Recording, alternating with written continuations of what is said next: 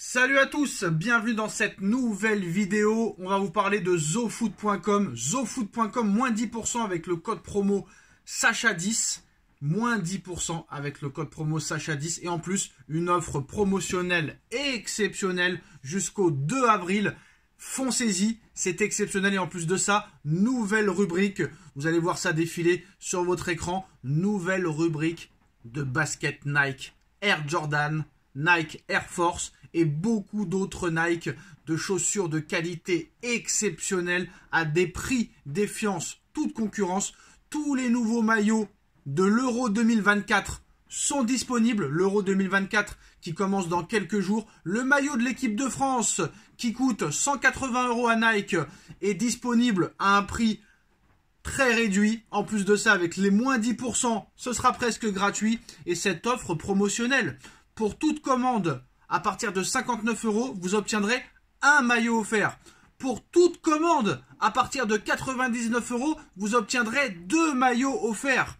Plus livraison gratuite express. Livraison en moins de 2 semaines. Pour toute commande à partir de 159 €, vous obtiendrez 3 maillots offerts. Plus livraison gratuite express. Et pour tout montant, pour toute commande à partir de 199 €, vous obtiendrez 4 maillots offerts. 4 maillots offerts. Plus livraison gratuite. Et regardez ce qui vient d'arriver. Regardez ce qui vient d'arriver.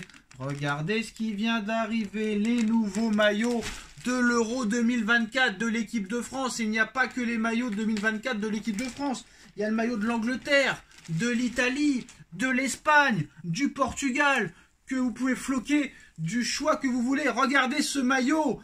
150 € à Nike. 150 € à Nike. Et regardez le prix. Regardez le prix sur le site. Et en plus, moins 10% avec le code promo Sacha. Regardez-moi cette qualité. Regardez-moi. Vous pouvez en avoir 8 pour le prix d'un. Allez vous ruiner à Nike. Allez vous ruiner à Nike. Qu'est-ce que vous voulez que je vous dise? Regardez cette qualité. Vous voulez voir la qualité? Regardez-la, la qualité. Regardez ce maillot exceptionnel. Regardez-le.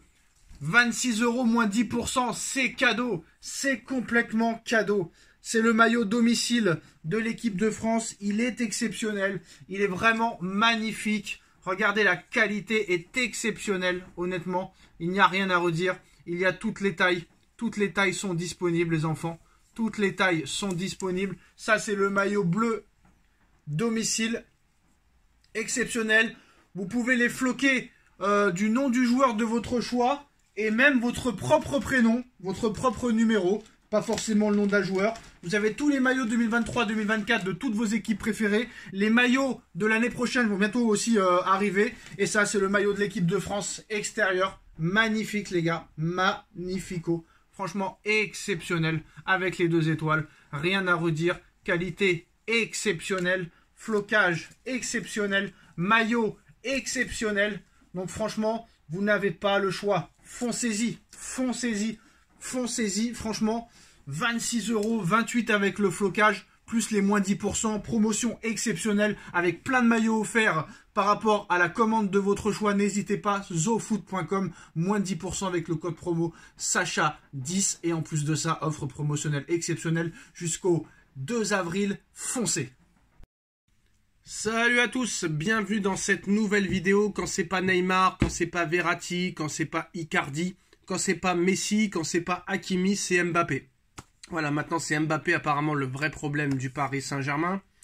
On se rappelle, hein, de 2017 à 2023, les sorties nocturnes de Neymar, les veilles de matchs de Ligue des Champions, ou les après-matchs de Ligue des Champions, ou les avant-matchs et les après-matchs de matchs importants en Coupe ou en Ligue 1, qui faisaient beaucoup parler. On voyait Neymar jouer à Fortnite à des heures pas possibles juste avant des matchs de Ligue des Champions. On le voyait faire la fête après des défaites en Ligue des Champions. Pareil pour Verratti, etc. Et on l'a dit à juste titre que c'était inadmissible, que c'était honteux, que c'était insupportable, qu'il ne respectait pas le Paris Saint-Germain.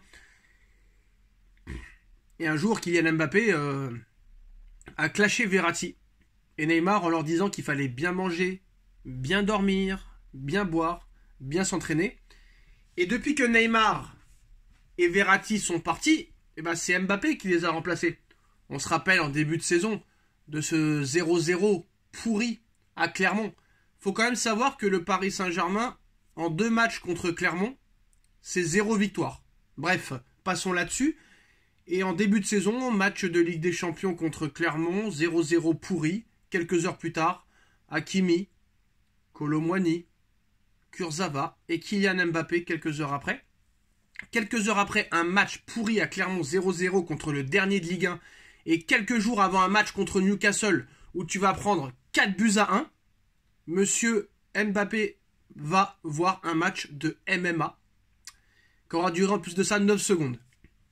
Et là, mercredi dernier, le Paris Saint-Germain s'est incliné 3-2 contre le FC Barcelone. Et on va pas se mentir, c'est pas le FC Barcelone des Messi, Neymar, Suarez, Xavi, Busquets, Iniesta, Carles Puyol, Eric Abidal, Victor Valdés, Dani Alves et compagnie. Non, c'était le FC Barcelone de Cubarsí, de Lamine Yamal, de Fermin, de Jules Koundé, même si c'est des très bons joueurs et ils l'ont prouvé.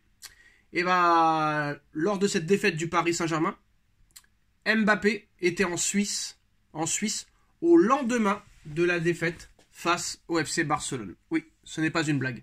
Ce mercredi, le Paris Saint-Germain s'est incliné 3-2 face au FC Barcelone pour son quart de finale de Ligue des Champions. Dans les analyses après la rencontre, Kylian Mbappé n'a pas été épargné par les critiques. Malgré son non-match, l'attaquant français s'est rendu en Suisse. Malgré sa défaite, malgré son match catastrophique, s'est rendu en Suisse pour assister à un salon de l'horlogerie. Au lendemain de la défaite du PSG face au FC Barcelone, le numéro 7 parisien s'est fait davantage remarquer lors du salon de l'horlogerie en Suisse plutôt que sur la pelouse du Parc des Princes. Ça, c'est le Paris Saint-Germain. Évidemment, Kylian Mbappé était l'invité de l'événement en tant qu'ambassadeur de la marque Hublot. Et sa présence en Suisse avait pour but principal de présenter une nouvelle montre connectée de la marque Hublot, permettant de suivre les matchs de l'Euro 2024 en Allemagne l'été prochain. Sur son compte Instagram, la marque suisse s'est félicitée de la visite de Kylian Mbappé, qui a pu découvrir les nouveautés et s'immerger dans l'art de la fusion. Concernant l'état d'esprit de l'attaquant du Paris Saint-Germain, sans grande surprise, pour une sortie publique, le sourire était au rendez-vous, grand sourire après une défaite, au même titre que les caméras. Selon les indiscrétions d'RMC Sport, le capitaine des Bleus s'est prêté au jeu des autographes, a salué les enfants présents sur place avant de déambuler dans les allées du salon. Cependant, Kylian Mbappé n'a pas pris la parole et ne s'est donc pas exprimé au sujet de son actualité, son avenir et cette défaite face au FC Barcelone.